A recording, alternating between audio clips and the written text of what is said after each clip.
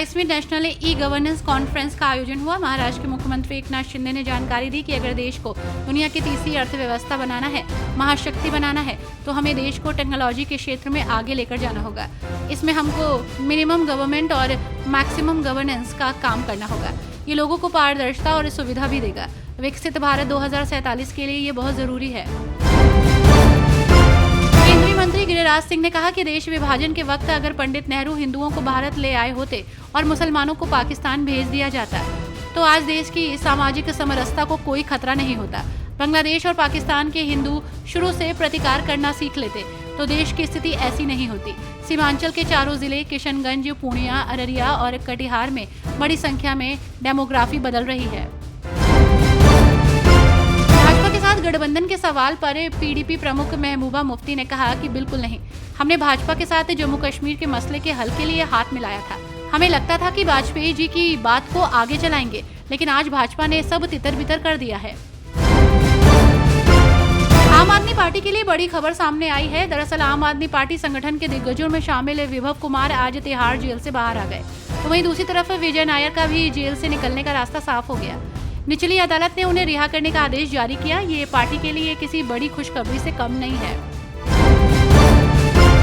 इन दिनों देश के हर राज्य में भाजपा अपना सदस्यता अभियान चला रही है। गोवा के मुख्यमंत्री प्रमोद सावंत ने पार्टी के सदस्यता अभियान पर कहा कि भाजपा का सदस्यता अभियान कल से शुरू हुआ।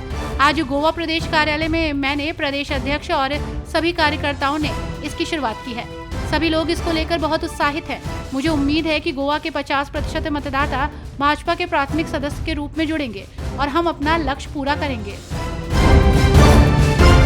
केंद्रीय मंत्री और Republican party of India Athawale के प्रमुख रामदास अठावले ने कहा कि जम्मू कश्मीर में हम 16-17 सीटों पर चुनाव लड़ेंगे और बाकी सीटों पर हम भाजपा का समर्थन करेंगे। हरियाणा में हम 10 से 12 सीटों पर चुनाव लड़ेंगे और बाकी सीटों पर हम भाजपा का समर्थन करेंगे। दोनों जगह एनडीए की सरकार आएगी। केंद्रीय मंत्री शिवराज सिंह चौहान ने पीएम मोदी के नेतृत्व में हो रहे विकास कार्यों का बखान किया। इस दौरान शिवराज सिंह चौहान ने कहा कि प्रधानमंत्री का संकल्प किसानों की आय दोगुनी करने और विकसित भारत के लिए कृषि और समृद्ध किसानों का विकास करना है। इस दिशा में कई योजनाएं बनाई जा रही हैं। इसी कड़ी में आज एक महत्वपूर्ण योजना और पोर्टल का शुभारंभ किया गया। हिमाचल प्रदेश के मुख्यमंत्री सुखविंदर सिंह सुक्खू ने कहा कि विपक्ष को चर्चा से भागना नहीं चाहिए। वेतन के मामले में मैं सदन में एक बयान दूंगा। ऐसा नहीं है कि किसी का वेतन रोका जा रहा है। सरकारी विभागों में सिस्टम को थोड़ा ठीक कर रहे हैं। आने वाले समय में उनका वेतन निकाल दिया जाएगा। बिहार के उप मुख्यमंत्री विजय सिन्हा लालू प्रसाद यादव पर जमकर बरसे। उन्होंने लालू प्रसाद यादव को बिहार का दुश्मन बताया और कहा कि वो परिवार के लिए राजनीति करते हैं, कभी भी गैर पारिवारिक व्यक्ति को यादव समाज की बागडोर नहीं सौंपते और गरीब बिहार के लोगों के बारे में नहीं सोचते। कांग्रेस नेता सुरेंद्र राजपूत ने बीजेपी पर निशाना साधते हुए कहा कि भारतीय जनता पार्टी बुलडोजर के नाम पर संविधान और लोकतंत्र को रोंदना चाहती है, लेकिन सुप्रीम कोर्ट ने बुलडोजर संस्कृति के ध्वज वाहकों को रोककर करारा तमाचा मारा है। हम सुप्रीम कोर्ट के इस फैसले का तहे दिल से स्वागत करते हैं, क्योंकि सुप्रीम कोर्ट का ये कदम स्वागत योग्य है।